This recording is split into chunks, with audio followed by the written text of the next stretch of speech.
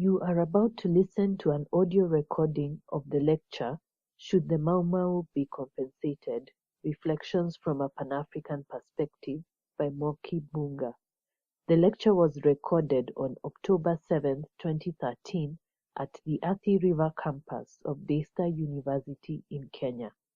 The lecture was hosted by the Department of Language and Performing Arts of the School of Communication and by Agenda Africa, a forum founded by Daystar University students and committed to discussing issues facing the African continent and its diaspora. Welcome. Welcome to this forum, which has been organized by the Department of Language and Performing Arts in conjunction with Agenda Africa. Agenda Africa was a forum started by our guests a few years ago at Daystar, and its aim is to discuss the different issues facing the continent. And that is, we are extending that agenda today. So we would like to welcome the students and the alumni. We have alumni here, including the speaker, but we'll invite him especially later on. So, well, we'll invite them then at the end because it seems they're not in the house. They are coming. Okay. So our guest is Muoki Mbunga. He was a student here a few years ago and graduated with a BA in communication. And that is when I first met him. I had just arrived from my further studies and had come back to Daystar. Muoki graduated, after he graduated, he went and did a master's in Pan-African Studies at Syracuse University in New York, where he graduated with highest honors. And he also wrote his dissertation on the Mau Mau.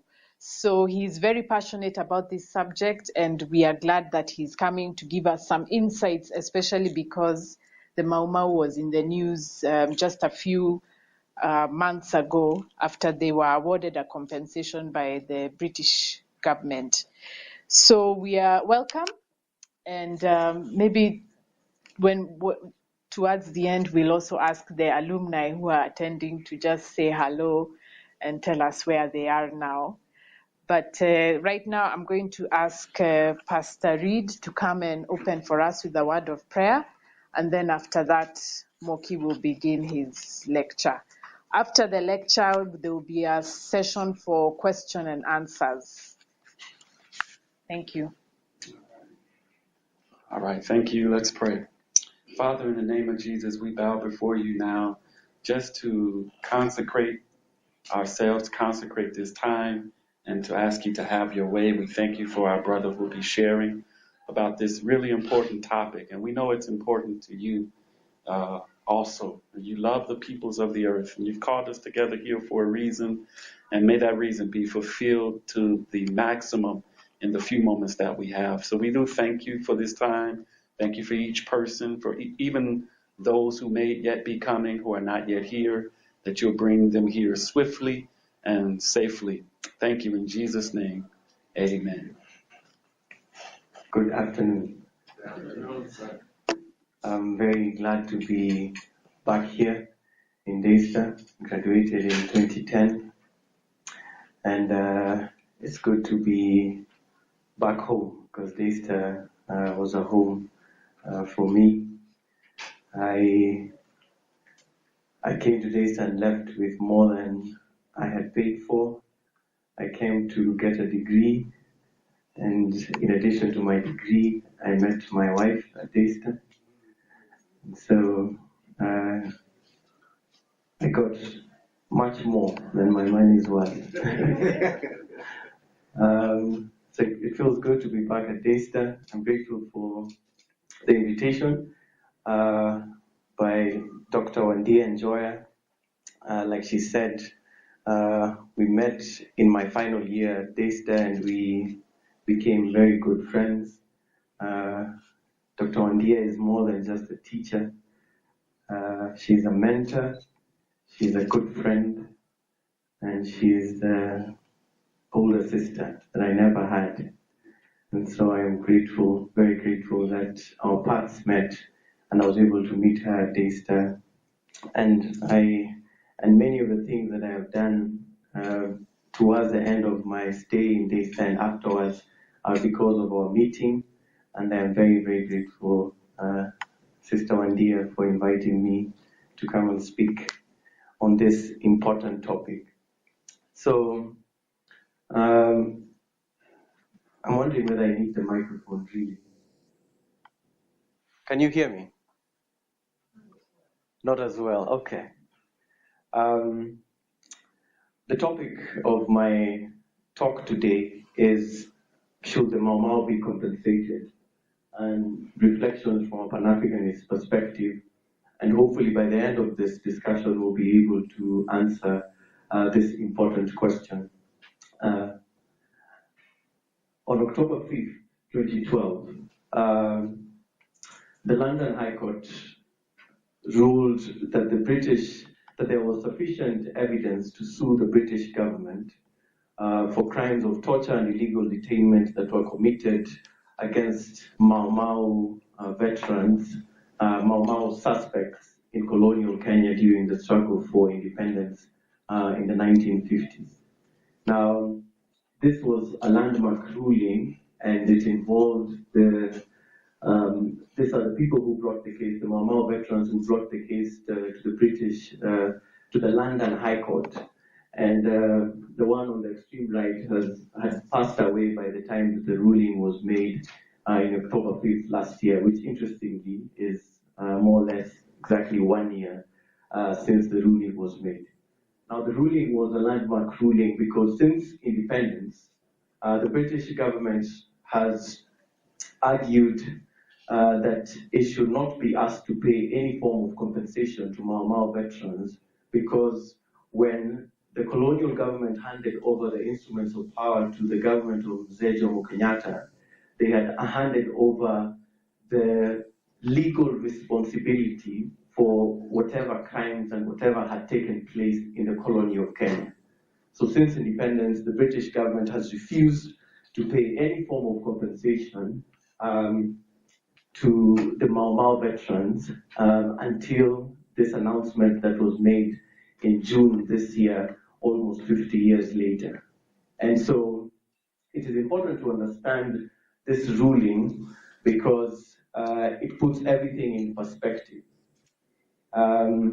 It is not the philanthropy of the British government, and they did not decide to give Kenyans a 50th anniversary present for their independence by awarding Mau Mau veterans a compensation. Rather, it was a very calculated move based on this ruling. Why?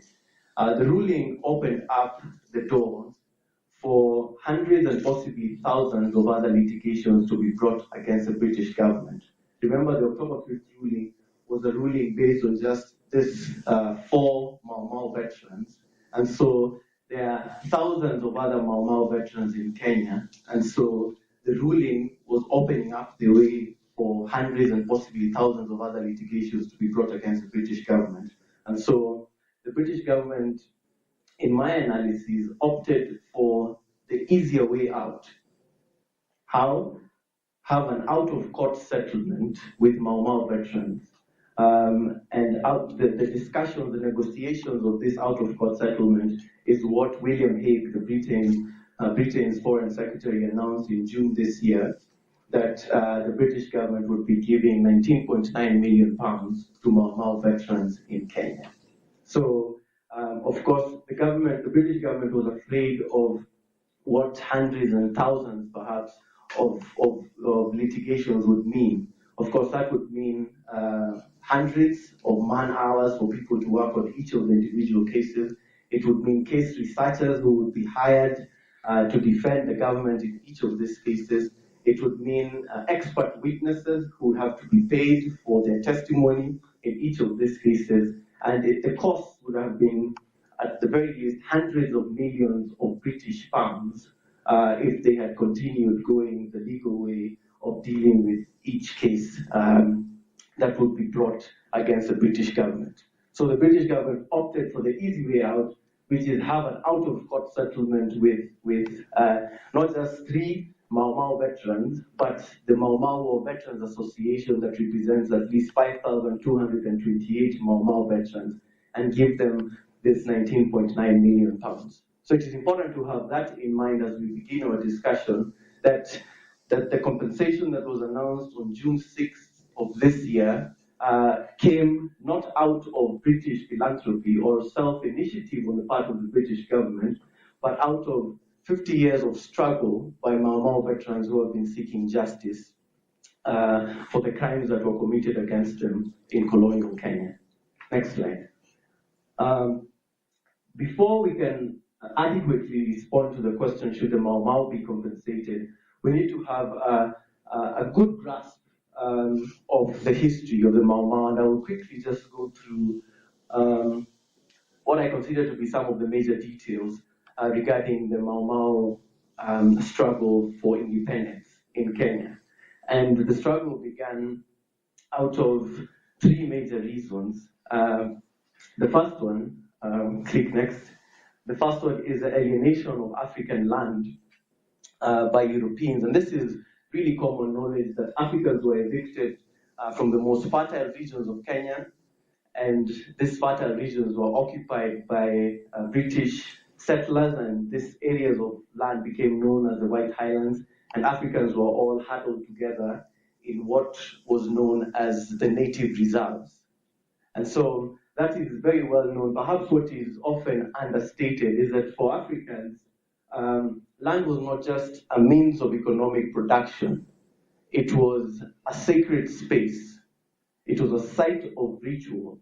It was a medium connecting them to their ancestors. It was a God-given inheritance. So for Africans to be forcefully evicted from a land, a space where they have spiritual connections to, of course, it was a cause of great bitterness for Africans, and it was one of the major contributions, the major causes that led to the rise of armed struggle in Kenya. The second reason that led to the outbreak of the Mau Mau struggle is a racial hierarchy in colonial Kenya. There were 3 major races in colonial Kenya. At the top of the hierarchy were Europeans, who occupied a very less than 1% of the population, and they were the large-scale farmers, the colonial administrators, the missionaries. And then second in the hierarchy were Asians, who occupied the second spot in the hierarchy. Again, they were equally as small as the Europeans, or just exceeding them by a couple of hundreds, because when you combine the Europeans and Asians in colonial Kenya, they occupied less than 2% of the population. And the Asians were the middlemen in the colonial economy. And then at the bottom of the hierarchy were Africans who occupied the vast majority of the population. And so this racial hierarchy was the basis on which discriminatory policies such as forced labor and forced taxation and the Kipande system were imposed. And there was an apartheid-like system in Kenya where there was separate housing, separate transportation, separate conditions, living conditions for the different races. And of course, Europeans and Asians got the best quality and had the best available resources, yet they occupied a very small percentage of the population. And the third factor that led to the outbreak of the struggle is the curtailing of Africans' cultural freedoms.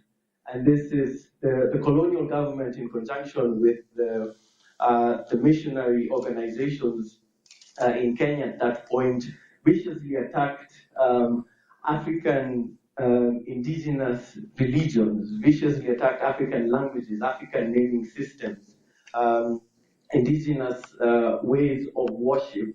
And all this resulted, was a cause of great frustration for the Africans in Kenya at that point. And all these factors combined led to the outbreak of the struggle.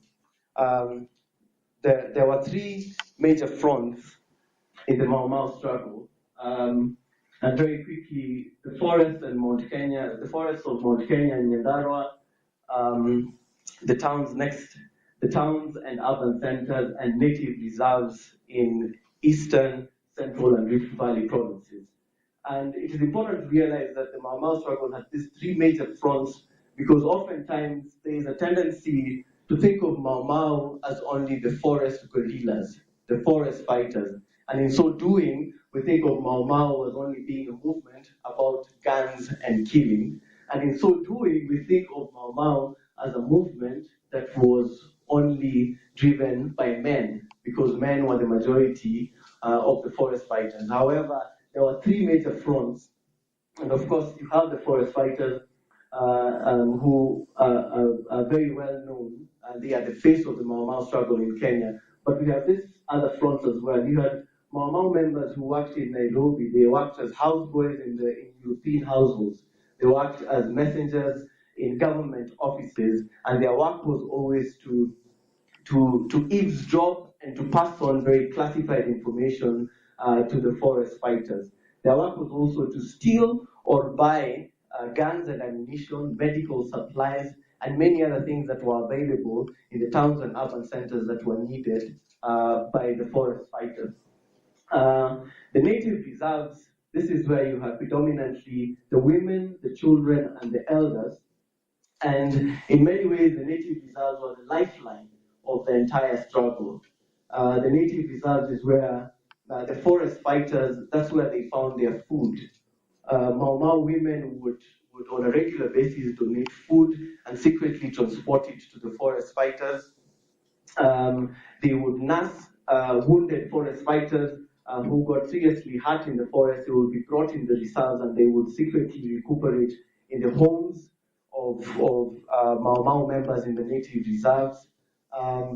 Mau Mau women often have had to grant sexual favors to government security agents in order to get classified information that they could pass on to the forest fighters. And so it is important, it is crucial for us when we think of Mau Mau to remember that it had these three fronts and they worked cohesively together, and none was superior to the other. Each one of them needed the other for them to survive. And so I think the last slide of the history is what I believe are the central. We seldom talk about the figures coming from the Mau Mau struggle, and it is estimated that about 150,000 Kenyans died during the struggle for independence in Kenya. It is estimated that about 250,000 were maimed for life, and about 400,000 were left homeless after the struggle. Estimated about 160,000 to 320,000 were detained, and again, almost 1 million Kenyans were put in what the government was calling village camps, which some historians have described as Nazi-like concentration camps. And this is one important resource for that, Britain's Gulag. And this is an American historian, Caroline Elkins, writing about the very Nazi-like conditions. And she uses Holocaust terminology to just paint the picture of how nasty the emergency period in Kenya was. And so just, of course, there's much more that can be said about the history of the struggle, but that's just a brief analysis of the history of the struggle to help us as we go along to discuss the question of the compensation. So that is William Hague, Britain's Foreign Secretary, who announced the compensation on June 6th. And he announced that the total amount that should be released would be $19.9 million. Of this total amount, $6 million pounds rather, would be going to Lay Day. That is a British law firm that was representing the Mau Mau case. And so the figure that would be split among Mau Mau veterans is actually 13.9 million pounds. And when you divide that amongst 5,228 Mau Mau veterans, each one of them is supposed to get about 380,000 Kenyan shillings. It is important, in light of what we said at the beginning, that this is not a philanthropic act of the British government. It is important to carefully unpack some of the things that William Hague said in his statement. And in the handout that you're going to receive, I put links for where you can get William Hague reading his statement, a YouTube video where he's reading the statement, and you can go and see for yourself the things that I will mention from his statement. And so the first thing that William Hague says is that the compensation that the British government issued was a full and final settlement. Now, this is important for us because first, the British government was dealing with just one body that was representing Mau Mau interests.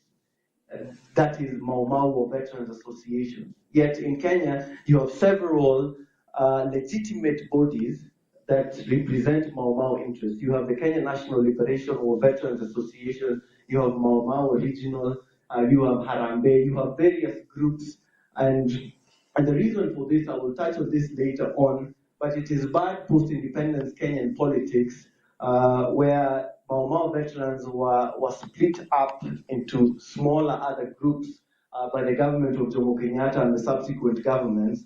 And so the British government, in its statement, the statement read out by William Hague, said that they were interested in reconciliation between Mau Mau veterans and the British government, but to just award the compensation to one group, which is Mau Mau or Veterans Association, is obviously creating room for issues to come up among Mau Mau veterans. And I'm sure if you're watching the news during around the time when the compensation was announced, you saw Mau Mau veterans coming out opposing the compensation. I don't know how many of us saw that. Some veterans who came out saying that no, this compensation should be stopped, and it's because of the multiple groups representing Mau Mau interest in Kenya. So if the British government was really interested in reconciliation between Mau Mau veterans and the British government, in my view, it would have invited all the various factions of Mau Mau interest groups into the negotiation table and discuss this in a bipartisan approach, and not just choose one of the many groups that represent Mau Mau interests. Secondly, William Hague said that the government sincerely regrets the crimes that were committed in Kenya, but if you go through his entire statement, he does not apologize. It does not. The British government does not apologize for the crimes that were committed in Kenya, and in addition to that, the British government does not accept liability for these crimes. In fact, it is because that they do not accept liability, that is why they also do not apologize. And the reasons that William Hague gives for not accepting liability is there are two reasons. First, he says that the crimes that were committed in Kenya were committed outside direct British jurisdiction. And secondly, he says that the crimes were committed about more than 50 years ago, and so there are no key witnesses available. Now, both of these arguments are untruthful. One, to say that the colony of Kenya was not under direct British jurisdiction is not necessarily acceptable when you consider that the colonial administrators in the colony of Kenya worked for Her Majesty's government. In fact, the top colonial administrator, who was the governor of the colony, was a direct appointee of the colonial office in London, and they could be recalled, they could be fired, they could be transferred at any point in time. So these administrators reported to the colonial office in London, and so the areas where these administrators were working in, then by extension, then obviously become areas of direct British jurisdiction.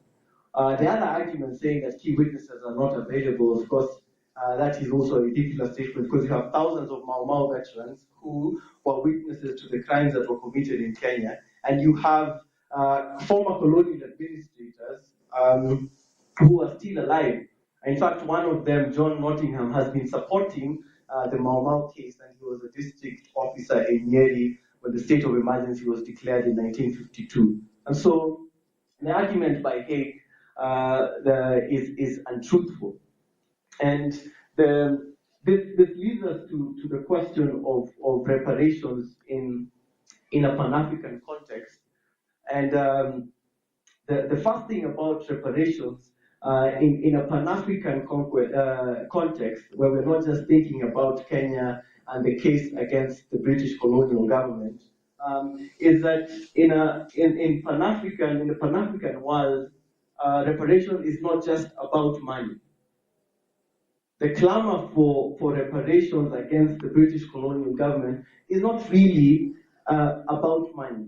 Of course, money is important, and many of these Mau Mau veterans need the money, but money cannot really give back what the colonial system in Kenya at that period took away. No amount of money, for instance, can give back these elders the years that they wasted in prison. Most of them were detained and illegally detained for that, for 5, 7, 8 years, depending on when they were arrested, and no amount of money can compensate them for that. No amount of money can compensate them for the torture that they faced. Men were castrated, women were raped. No amount of money can pay back these people what they went through during the emergency period in Kenya.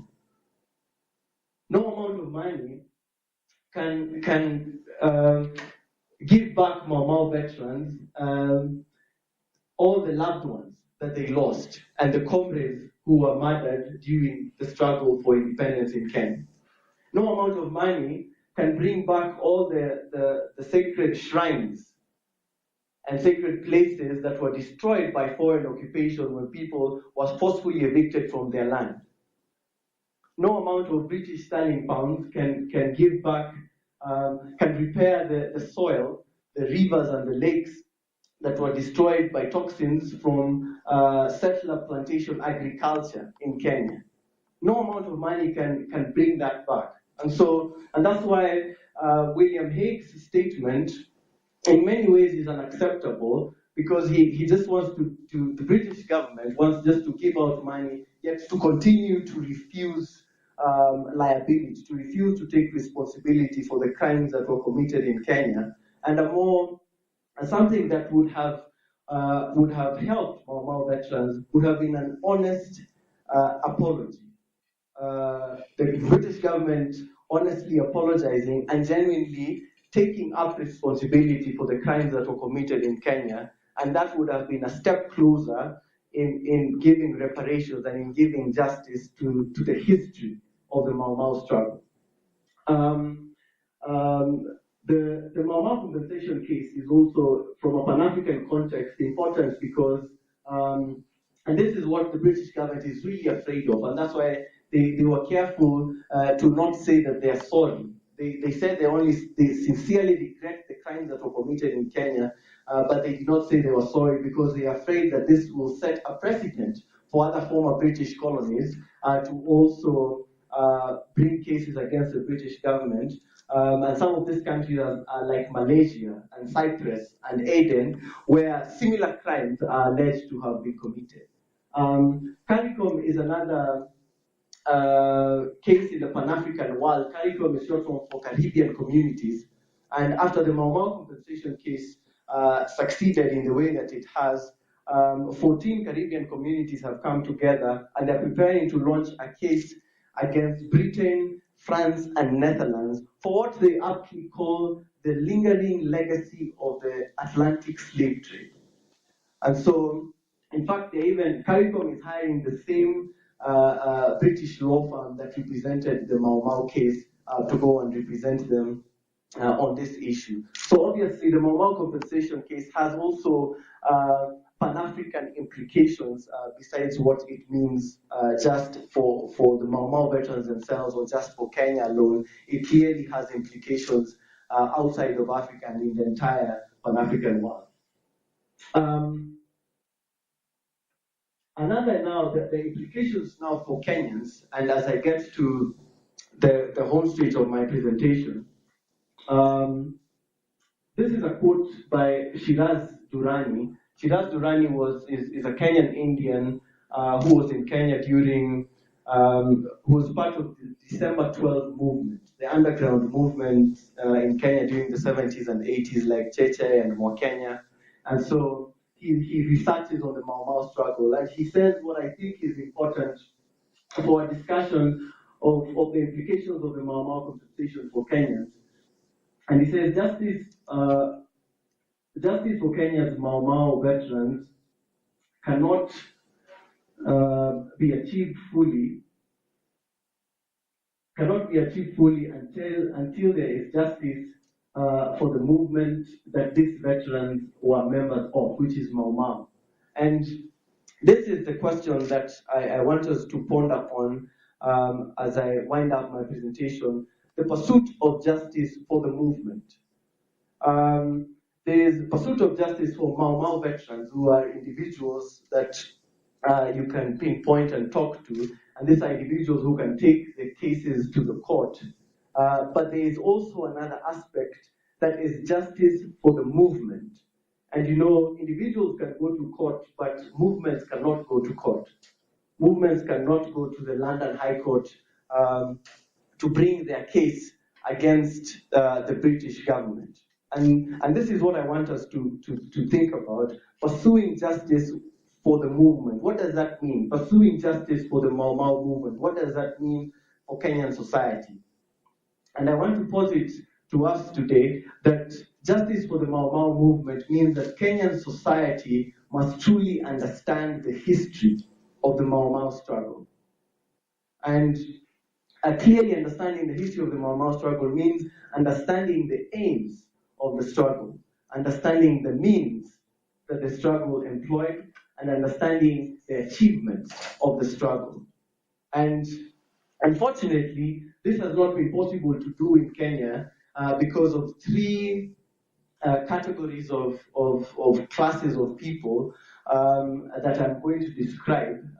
Three interconnected circumstances that have made it very difficult for Kenyan society to truly understand the history of the Mau Mau struggle, and so for Kenyan society to pursue justice for the Mau Mau movement.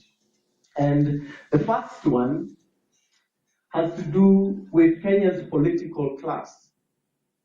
Now, I had mentioned earlier about the factions that exist between various Mau Mau veterans lobby groups. And this goes back to the policies of Mzee Jomo Kenyatta's government when he took over office in 1963. One of the things that the government of Mzee Jomo Kenyatta did was to impose a state of national amnesia on the topic, on the question of Mau Mau history. Kenyatta forcefully urged Kenyans to forget the Mau Mau history. He urged Kenyans to forgive and forget. In fact, he wrote a book called Suffering Without Bitterness. He urged people to, we have already gotten Uhuru, we have black people in power, there's nothing else we should be talking about. He did not want to hear anyone talking about land, anyone talking about the land reconsolidation after independence. And in fact, many of the Mau Mau veterans who dared question the policies of Jomo Kenyatta's government regarding land were arrested. Can you imagine? These are Mau Mau veterans who were arrested and detained in the 50s during the emergency by the colonial government. And then after independence again, Kenyatta's government arrests them and detains them and tortures them for the same crimes. And so the government of Jomo Kenyatta and the political class at that time imposed a silence on any discussion on Mau Mau. And the Mau Mau to this day has continued to be a hush topic in Kenya. No one really talks about the Mau Mau struggle. No one talks about the history of the movement. No one talks about the aims of this struggle. They have been left to, in the annals of history, to look like they were just senseless killers, like they were terrorists, like they were uncivilized barbarians, dreadlock people who just lived in forests and who had nothing that they were pursuing. And it is because of the legacy of Jomo Kenyatta's government, and Moi's government continued with that legacy of putting a hush on the discussion, putting a hush on discussions about land and discussions about independence and discussions about who owns what kind of land in Kenya. And because of that, Kenyan society is generally very ignorant about the history from this period, the history from the emergency and upon the achievement of independence and the policies that were introduced by Jomo Kenyatta's government. Let me give a tangible example of that. Earlier this year, when we were having the elections in Kenya, the presidential candidate for Jubilee, who is now the president, Uhuru Kenyatta, was asked about the land that his family owns. And he said that all the land that the Kenyatta family owns was legally acquired, and it was acquired on a willing buyer, willing seller policy. Now, no one talked about that. No one raised a finger. No one even, the people who were asking that question stopped at that, and that was seen as a sufficient response to the question. But it's when you know the history of the struggle for land and freedom in Kenya, then if people knew that, then no one would have left Uhuru Kenyatta to go away without defending that statement. The willing buyer, willing seller was a policy introduced by Jomo Kenyatta's government when he immediately took over office. And the first thing that Jomo Kenyatta's government did was to take a loan from the British government to buy back all the land that was owned by settlers. So settlers illegally acquired this land by forcefully evicting Africans from their land. But at independence, Jomo Kenyatta's government took a loan from the British government to buy back land from these white settlers. And because now most of this land that was being recovered had been bought, Jomo Kenyatta's government then implemented the policy of willing buyer and willing seller.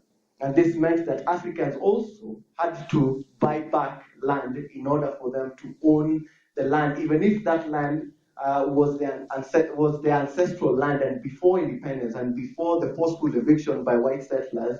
Even if that land was theirs, now Africans had to buy back this land from the government. And now, who had money after independence? Who had money after independence? Who was earning a salary during the state of emergency? It was the village home girls. It was the colonial administrators. It was the people who were working against the Mau Mau, who had money and who had an income and who were able to buy back land from the government. So willing buyer, willing seller was a very unfair policy that advantaged just the small class of people who were working for the British colonial machinery and disadvantaged all the Mau Mau veterans and all the people who had greatly suffered during the struggle for independence in Kenya. And so when our president tells us that the land that they have is willing buyer, willing seller, that is an insult to the history of the struggle, an insult to the history of the Mau Mau struggle in Kenya. And if we knew this history, then it would not have been such a sufficient answer during that presidential debate. So the political class, mainly responsible for the silencing of Mau Mau history, discussion on Mau Mau history in Kenya. The second factor which is very connected to the silencing by the political class, is Kenya's intellectual culture. And this is a picture of Maina wa Kenyatta, one of the foremost Kenyan historians on the Mau Mau struggle, and he was arrested and detained because of his scholarship on the Mau Mau struggle. We have people like Ngugi wa Thiong'o, Michere Girai Mungo, and many other scholars who had to suffer for the kind of work, the kind of research that they produced regarding the history of the Mau Mau struggle. And what this did to Kenyan intellectuals beginning in the late 80s is that introduced a culture of fear in the academy. And people started to move away from this so-called controversial topics. And people started, researchers, Kenyan scholars started wanting to just research on topics that are not as controversial or are not as dangerous. And this, over the years, has resulted to a very large level of ignorance in the academy about the Mau Mau history and the Mau Mau struggle as a whole. And that's why most of the specialists on Mau Mau history are not Kenyan. We have only a handful of Kenyan historians and Kenyan scholars who have researched on the Mau Mau, but majority of them are British. The specialists, the so-called specialists on Kenya's colonial history and especially Mau Mau history, they're British historians, American historians, and Eastern European historians, people from outside Kenya for whom it is safer for them to research on the topic of Mau Mau. And something happened last week that I think put this Kenya's intellectual culture into perspective. We were discussing in my class the emergence and development of African nationalism, and interestingly, we were discussing Mau Mau. It was a case study of the Mau Mau, and one of my students in the discussion said that he saw no difference between Al-Shabaab and Mau Mau. He thought that Al-Shabaab and Mau Mau really were more or less the same thing because they used senseless killings to achieve their own misguided political objectives. And so, for me, this is just a testament of how Kenya's intellectual culture has slowly, because of the fear that was introduced by the silencing of scholars who dared to research on the Mau Mau chapter in Kenya's history, then there is a gap from primary school to high school to university level. There is a gap about Mau Mau history and the students, and that's why we have a whole generation of Kenyans who know very little about what the struggle was about, what the people were fighting for, the means that they use, and what are the tangible achievements that were achieved by the Mau Mau struggle. Because of the intellectual culture that was introduced by a political class that wanted to silence and remove any discussion regarding the Mau Mau struggle and regarding the land question in Kenya and what independence meant. And the third, also interconnected factor has to do with the church. And at the church in colonial Kenya was very, very anti-Mau Mau. The church considered the Mau Mau to be devilish, to be barbarians, to be uncivilized. And this was, among other reasons, because of the use of indigenous oathing that the Mau Mau employed. And so the church, since then, has been unable to engage objectively any discussion on the history of the Mau Mau struggle. Sometimes it appears because Africans dared use indigenous spiritual resources, because Africans dared do that, then everything about that struggle is evil, and we blanketly, as a church, do not even want to discuss it. And I think for us to give justice, to the history of the Mau Mau struggle, to give justice to the movement, then the Kenyan church must start to ask itself some serious questions. Why is it that it is the mainstream church in Kenya that was anti-Mau Mau? Why is it that African independent churches were able to merge their religious obligations with the struggle for land and freedom in Kenya? And you have churches like the African Independent Pentecostal Church of Africa being a key supporter of the Mau Mau struggle. You have the Wakorino Church being a key supporter of the Mau Mau struggle in Kenya. I think the Kenyan church must engage in self-critique, to analyze the role that the church historically has played, on which side the church has been in the struggle for freedom and justice in Kenya. Because the the blanket castigation and the blanket dismissal of the history of the Mau Mau struggle has contributed to the level of ignorance that we have about the history of the Mau Mau struggle in Kenya.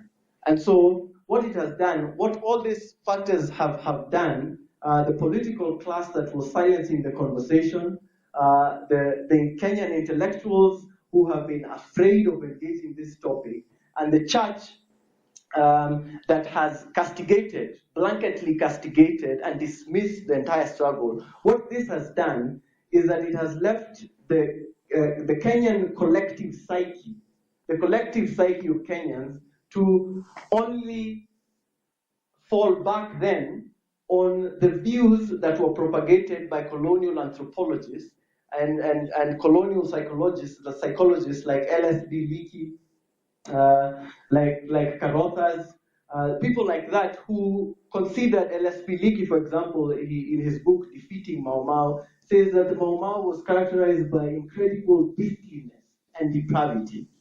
So because of this, Kenyan institutions have refused to engage on the history of the Mau Mau struggle. Kenya's collective psyche, Kenya's collective memory of the struggle has fallen back on the biased and most of the time extremely racist views by colonial administrators, colonial scholars, and the colonial government and colonial visionaries about what the Mau Mau struggle was really about.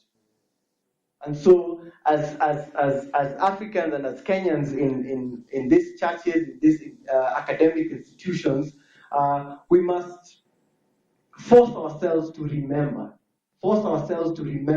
the history of the Mau Mau struggle. We must force ourselves to engage with this history, and that is the only way we are going to give justice to the movement. The British government can give this compensation to Mau Mau veterans, but they cannot give justice to the movement. Justice to the movement is for us. Justice to the movement is for us as Kenyans to reclaim and for us as Kenyans to engage this important topic in our history. Thank you very much.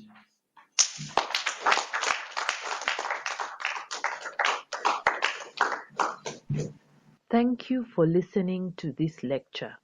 For a written copy of the lecture and for more information on Agenda Africa and on the Department of Language and Performing Arts, please visit the department page at www.daystar.ac.ke. You may also friend us on Facebook at daystar.language.arts or follow us on Twitter at Daystar Language. May God bless you.